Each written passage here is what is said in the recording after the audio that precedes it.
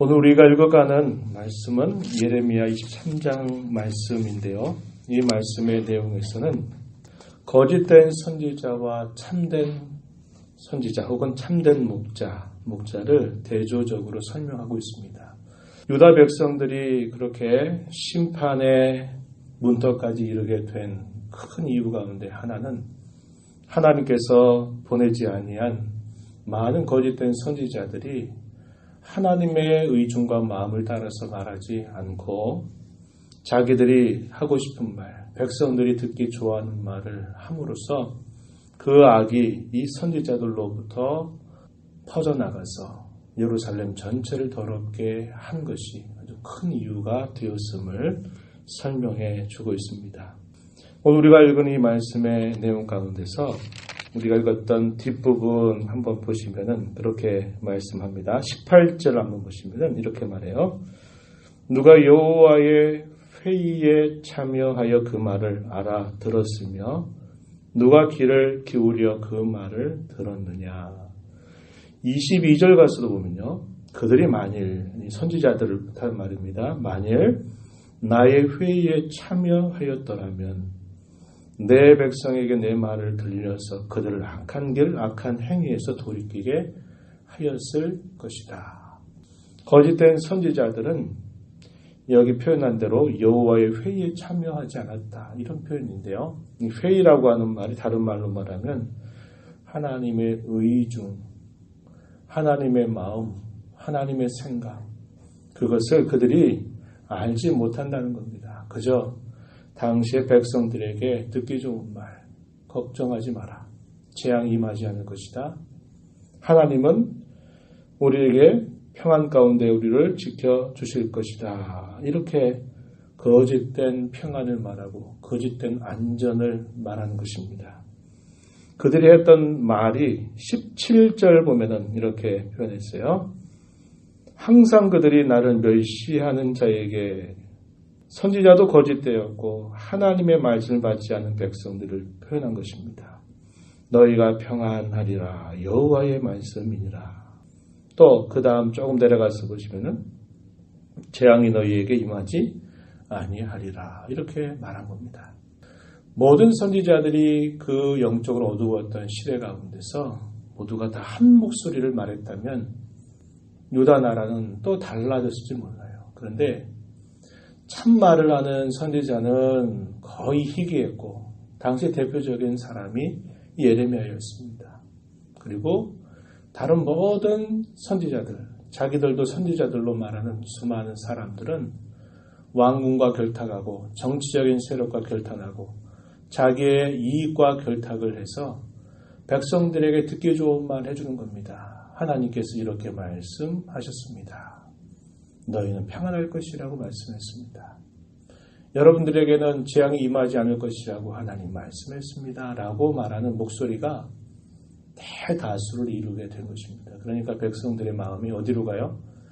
참말을 듣고 마음이 쓰리고 아픈 것을 그들이 움켜쥐고 우리가 잘못된 길을 가고 있구나 라고 이렇게 생각해야 될 것인데 참말을 하는 사람은 거의 희귀하고 거짓된 말을 보태는 사람들은 수많은 사람들이 있다 보니까 함께 결국 망하는 길에 접어들게 되었음을 우리가 보게 되는 것입니다. 바울 사도는 디모데에게 보낸 편지 가운데서 디모데후서 4장 3절과 4절 말씀에 그런 말씀을 하죠. 말세가 되게 되면 세상의 끝이 다가오게 되면 그렇게 말합니다. 사람들이 바른 교훈을 받지 않겠다. 이 바른 교훈이란 말은 다른 말로 건전한 교훈입니다. 하나님의 의중, 하나님의 마음, 그분의 뜻을 헤아리고 그 시대를 주의 말씀을 통해서 읽어서 가르치는 그러한 교훈들, 건전한 교훈들을 사람들이 받지 않는다. 귀가 가려워서 자기들의 사욕을 따르는 스승들을 그들 마음에 둘 것이다. 진리에서 돌이켜서 허탄한 이야기에 그들의 귀를 기울일 것이다. 이렇게 말씀한 바가 있습니다. 패망 직전의 유다 나라의 상태도 그와 똑같은 상황을 반복하고 있었다는 것입니다. 하나님께서는 그러한 거짓된 선지자들을 향해서 책망하시는 말씀을 23장에서 쭉 하고 계신데 본문 1절로 한번 가서 보시죠. 내 목장의 양떼를 멸하며 흩어지게 하는 목자에게 화가 있을 것이다. 이렇게 말씀합니다. 하나님께서 그의 택하신 백성들을 뭐라고 표현하냐면 내 목장의 양떼라 이렇게 표현했습니다. 여기서 중요한 표현이 어떤 표현이냐. 내 목장, 하나님의 목장의 양떼. 다시 말하면 하나님의 양떼 이렇게 표현하는 것입니다. 2절에서도 가서 보면 내 백성 이렇게 표현했죠. 또 내 양떼라는 말을 사용하고 있습니다. 3절에서도 내 양떼에 남은 것 이렇게 표현합니다. 하나님의 말씀을 받아서 그 말씀을 전하는 이 선지자들이 잊지 말아야 될 것은 자기의 말을 듣게 하는 그 일에 집중하면 안 되고 자기가 누구를 지금 향해서 말씀을 전하고 있는가 하는 것을 잊어서는 안 되었습니다. 누구를 향한 것입니까? 하나님께서 택하신 그의 백성들. 하나님의 양떼를 기르도록 그들을 불러 세우신 것입니다. 오늘날의 많은 교회 목회자들이 그런 많은 유혹을 받아요. 어떤 유혹입니까? 내 말 잘 듣는 그런 성도들을 기르려고 유혹을 받아요. 목회자가 하나님의 말씀에 건전한 교훈 가운데 서서 그 말씀을 균형 있게 잘 가르치고 그 말씀의 순전함을 잘 지켜가는 일들에 집중해야 되는데 자기 하고 싶은 말 잘 들어주는 그런 성도 만들려고 자기 사육을 따르는 그런 신자들을 세우려고 이 말씀을 많이 잘못 사용하는 그런 경우들이 많다는 것입니다. 당시에 유다 백성 말기에 많은 거짓된 선지자들이 그런 것입니다. 자기 하고 싶은 대로, 자기의 유익을 위한 그런 사람들에게 그러한 말을 전할 뿐만 아니라 그 말씀을 듣는 사람들도 귀가 가려서 자기들이 듣고 싶은 말, 자기들의 가려운 데를 긁어주는 그런 사람, 그런 선지자를 따르려고 대단히 좋아했다라고 하는 것입니다. 그러나 기억해야 합니다. 하나님께서 선지자들을 세우신 것은 자기 양떼를 만들려고 하는 게 아니라 하나님의 양무리들을 치게 하고 그들을 바르게 인도하라고 하나님께서 세워두셨다고 하는 것입니다. 그래서 오늘 우리가 읽은 이 표현 초두에 보면은 내 양떼라고 하는 표현을 여러 번 반복해서 강조하고 있어요.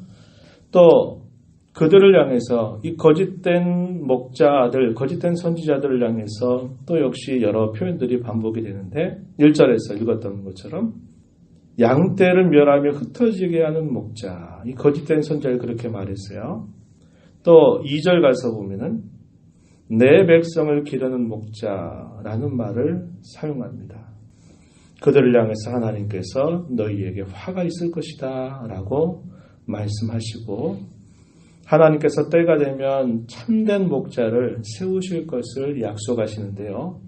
그 약속이 4절의 이후로부터 표현되고 있습니다. 4절부터 8절까지 표현되는데 4절 말씀에 보면 내가 그들을 기르는 목자들을 그들 위에 세울 것이다. 여기서 그들을 기르는 목자들은 거짓된 목자를 말하는 게 아니라 참된 목자들을 말하는 겁니다.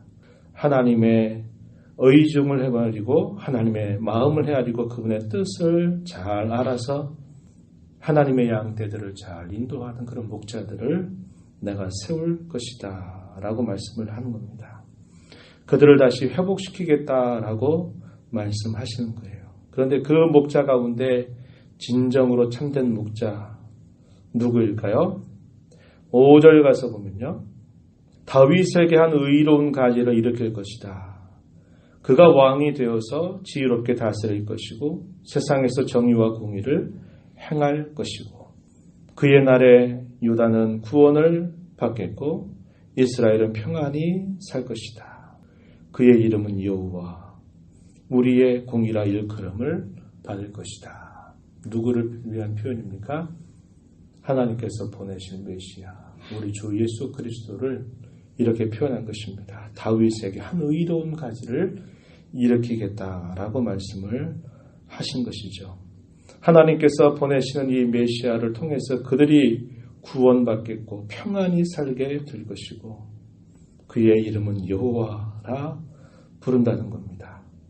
그리고 그분이 바로 우리의 공의라 일컬음을 받을 것이다. 이 공의라고 하는 번역 좋지 않은 번역입니다.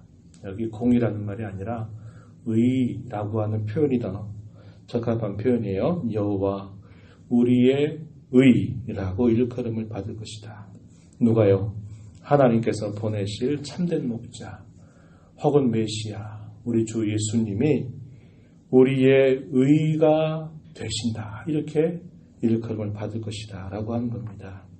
우리 주 예수 그리스도께서 자기 백성들의 죄를 대속하기 위해 이 땅에 탄생하시고 그분이 자기 백성들의 모든 죄와 그 형벌을 십자가에서 다 짊어지시고 그들을 다시 살리시기 위해서 부활하신 그 일을 통해서 우리 주 예수 그리스도의 그 의로움이 자기 백성들에게 전가된 겁니다. 그래서 그 백성들이 바로 그분의 의로움 때문에 그들이 다시 영원한 생명을 얻고 그들이 영생을 누리게 될 것을 약속하고 있는 말씀입니다. 그래서 바울 사도는 고린도전서 1장 30절 이하에서 그분이 우리에게 의로움이 되신다라고 표현합니다. 예수 그리스도가 우리의 의로움이 되셨다. 우리의 지혜가 되셨다. 우리의 구속함이 되셨다.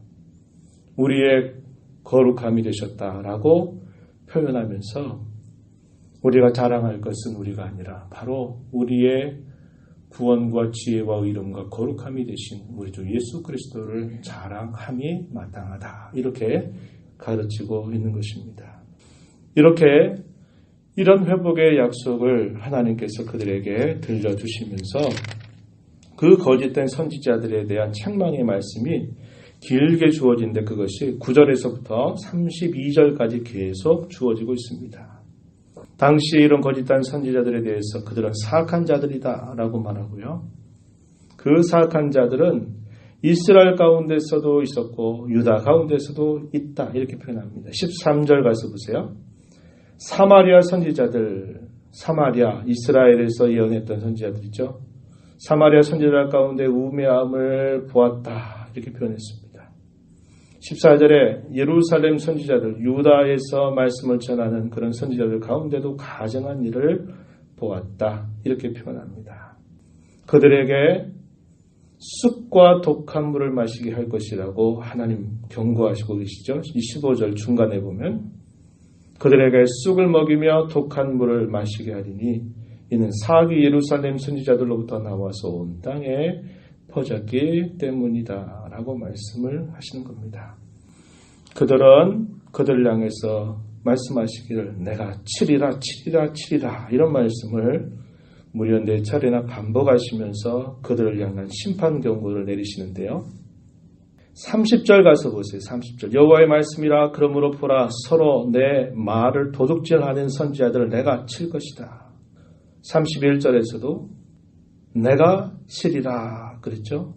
32절에서도 내가 치리라. 중간 부분에 보면 이렇게 표현했어요. 거짓 꿈을 예언하여 이르며 거짓과 헛된 자만으로 내 백성을 미혹하게 하는 자를 내가 칠 것이다 라고 말씀하면서 그 거짓된 모든 선지자들을 하나님이 가만히 두지 아니하실 것을 말씀을 하고 계신 것입니다. 오늘 주일 새벽에 이 말씀을 보면서 우리가 기도할 분명한 제목은 뭡니까? 하나님의 말씀은 순전하게 건전하게 그 말씀이 선포되어야 한다라는 겁니다.